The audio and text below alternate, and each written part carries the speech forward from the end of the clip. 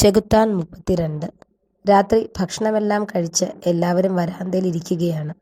Nandu non സ്റ്റോപ്പായി സംസാരിച്ചു കൊണ്ടിരിക്കുന്നുണ്ട്. ലച്ചു അതെല്ലാം കേട്ട് പുഞ്ചിരിയോടെ അവൾക്കരികിൽ തന്നെയുണ്ട്.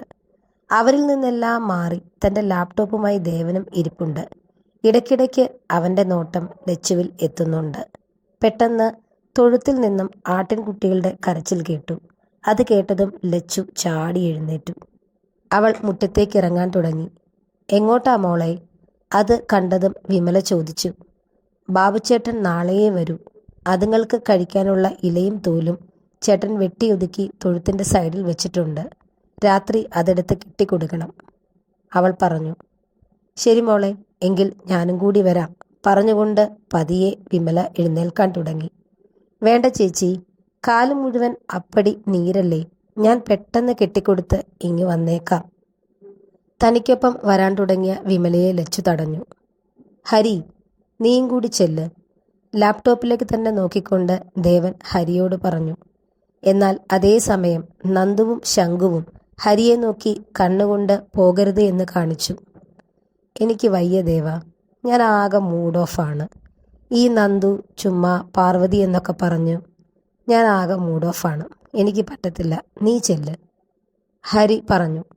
എന്നാൽ അത് കേട്ടതും ലച്ചു ഞെട്ടി.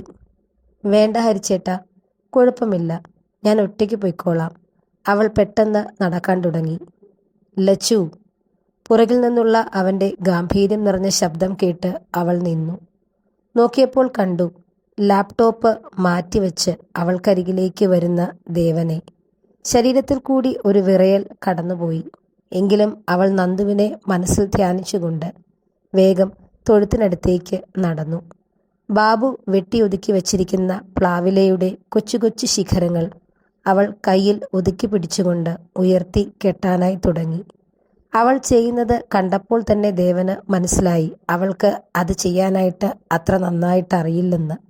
അവൻ അവൾക്കരികിലേക്ക് ചെന്ന് അവളുടെ കയ്യിൽ നിന്ന് ഇലത്തോൽ മേടിച്ച് ആടുകൾക്ക് കെട്ടിക്കൊടുക്കാനായി തുടങ്ങി. അവനത് കെട്ടിത്തീർന്നു എന്ന് കണ്ട് വെപ്രാളത്തിൽ തിരിയാൻ ഒരുങ്ങിയതും ആട്ടിൻ തൊഴുത്തിൻ്റെ സൈഡിലായിട്ട് നിന്ന ഒരു കമ്പിൻ്റെ കൂർത്ത മുന കൊണ്ട് അവളുടെ ബ്ലൗസിൻ്റെ പുറകുഭാഗം ഏതാണ്ട് മുകളിൽ നിന്ന് പകുതിയോളം നീളത്തിൽ കീറി. അവളുടെ വസ്ത്രങ്ങളെല്ലാം തന്നെ പഴകിയതായിരുന്നു, മിക്കതും പിഞ്ചി തുടങ്ങിയിട്ടുമുണ്ട്. അതുകൊണ്ടാണ് കൊണ്ടതേ അത് മൊത്തത്തിൽ കീറിയത്. അവളുടെ വെണ്ണ തോൽക്കുന്ന പിൻകഴുത്തിൻ്റെ ഭംഗി ഒരു നിമിഷത്തേക്ക് അവൻ്റെ കണ്ണുകൾക്ക് മുന്നിൽ വെളിവായി. പെട്ടെന്ന് തന്നെ ലച്ചു വെപ്രാളത്തോടെ തിരിഞ്ഞ് അവളുടെ ശരീരത്തിൻ്റെ പിൻഭാഗം ചുമരിനോട് ചേർത്ത് നിന്നു. തൻ്റെ പിൻകഴുത്തിൻ്റെ നഗ്നത അവന് മുന്നിൽ വെളിവായി എന്ന ചിന്തയിൽ അവളുടെ കണ്ണുകൾ നിറയാൻ തുടങ്ങി. അത് കണ്ടതും അവന് ദേഷ്യം വന്നു. എൻ്റെ ലച്ചു, ഇപ്പോൾ എന്തിനായി കണ്ണ് നിറയ്ക്കുന്നത്?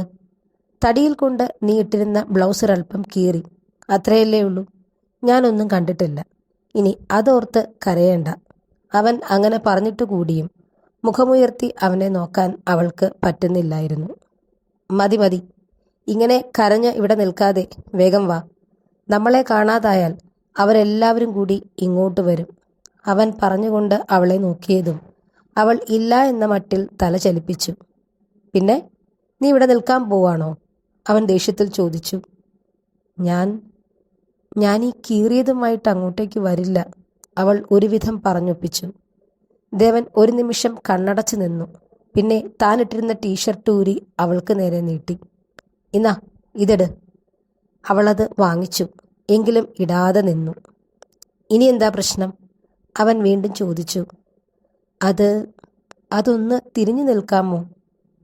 അവളുടെ ചോദ്യം കേട്ടതും അവൻ കൈകൊണ്ട് നെറ്റിക്കടിച്ചുകൊണ്ട് പുറംതിരിഞ്ഞു നിന്നു. പെട്ടെന്ന് തന്നെ തൻ്റെ ബ്ലൗസിന് മുകളിൽ കൂടി അവൾ ആ ടീഷർട്ട് ഇട്ടു. പോകാം, അവളുടെ ശബ്ദം അവൻ്റെ കാതിൽ പതിഞ്ഞു. അവൻ പതിയെ മുന്നോട്ട് നടന്നു, പുറകെ അവളും. എന്നാൽ ദേവൻ്റെ ടീഷർട്ട് ഇട്ട് അകത്തേക്ക് കയറി വരുന്ന ലച്ചുവിനെ കണ്ട് എല്ലാവരും ഒന്ന് ഞെട്ടി. അതോടൊപ്പം ഷർട്ടില്ലാതെയുള്ള ദേവനെ കൂടി കണ്ടതോടെ എല്ലാവരുടെയും കിളി പോയി. അകത്തേക്ക് കയറിയപ്പോൾ എല്ലാവരുടെയും നോട്ടം തങ്ങളിലാണ് എന്ന് കണ്ടപ്പോഴാണ് ദേവന് കാര്യം കത്തിയത്. ഹരി ഏതാണ്ട് കളിയാക്കുന്ന മട്ടിൽ തല അനക്കുന്നുണ്ട്. നന്ദു ആണെങ്കിൽ വായും തുറന്ന് അങ്ങനെ ഇരിക്കുകയാണ്. അത് കണ്ടതും ലച്ചു പെട്ടെന്ന് തന്നെ അവളുടെ മുറിയിലേക്ക് ഓടിപ്പോയി. ദേവനും പെട്ടെന്നകത്തേക്ക് നടന്നു. എൻ്റെ ശങ്കു, ഇങ്ങേർക്ക് കാലിത്തൊഴുത്താടാ ഇഷ്ടം. മിക്കവാറും ഉണ്ണിയേശു കാലിത്തൊഴുത്തിൽ പിറക്കും.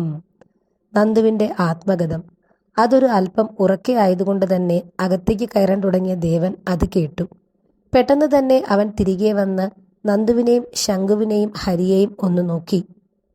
അല്ല ഏട്ടാ, ഒന്നുമില്ല. ഓണം കഴിഞ്ഞല്ലോ, ഇനി അടുത്തത് ക്രിസ്മസ് ആണല്ലോ. അപ്പോൾ പിന്നെ കാലിത്തൊഴുത്ത് വേണമല്ലോ. ആ തൊഴുത്തിൽ നമുക്ക് ഉണ്ണിയേശുവിനെയും വെക്കണമല്ലോ. നന്ദു കിടന്ന കിടപ്പിലങ്ങ് ഉരുണ്ടു. നന്ദു, നാളെ പോകുന്ന വഴിക്ക് ലച്ചുവിനെ കുറച്ച് ഡ്രസ്സ് മേടിക്കണം. അവൾ ഉപയോഗിക്കുന്ന ഡ്രസ്സെല്ലാം പഴകി.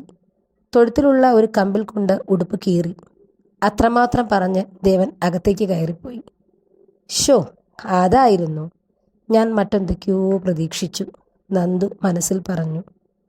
റൂമിലേക്കെത്തി ടീഷർട്ട് ഊരി മാറ്റിയപ്പോഴേക്കും നന്ദുവിൻ്റെ കരച്ചിലൊക്കെ മാറി. പകരം അവിടെ ചെറിയ നാണം നിറഞ്ഞു.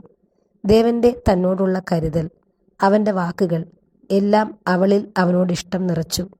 മുറിയിലേക്കെത്തിയ ദേവനും നേരെ കട്ടിലിലേക്ക് വീണു. അവളോടൊന്നും കണ്ടില്ല എന്ന് പറഞ്ഞെങ്കിലും ചെറുതായിട്ടാണെങ്കിലും ഒന്ന് കണ്ടിരുന്നു. നല്ല വെണ്ണ പോലെയുള്ള അവളുടെ പിൻകഴുത്തിൻ്റെ ഭംഗി. പക്ഷെ പെണ്ണപ്പോഴേക്കും കരഞ്ഞു തുടങ്ങി. ടീഷർട്ട് കൊടുത്തപ്പോഴോ തിരിഞ്ഞു നിൽക്കണമെന്ന്. ഇവളെ ഞാൻ എന്തു ചെയ്യും? ഇനി ഒരു പക്ഷേ എനിക്കവളേക്കാൾ പ്രായം കൂടുതലായതുകൊണ്ട് എന്നെ ഉൾക്കൊള്ളാൻ ബുദ്ധിമുട്ടോ? അങ്ങനെ എന്തെങ്കിലും ഉണ്ടായിരിക്കുമോ? പക്ഷേ അങ്ങനെയാണെങ്കിൽ അന്നത്തെ ആ ദിവസം ഈ വീട്ടിൽ എല്ലാവരും ഉണ്ടായിരുന്നു. പക്ഷേ അവൾ ചേർന്ന് നിന്നത് എന്നോട് മാത്രമാണ്. അവളുടെ മനസ്സിൽ ഞാനുണ്ട്. എന്നോട് എന്തോ ഒരു ഫീലിങ്സ് ഉണ്ട്. ആ ഓർമ്മയിൽ അവൻ്റെ ചുണ്ടിൽ പുഞ്ചിരി നിറഞ്ഞു. തുടരും.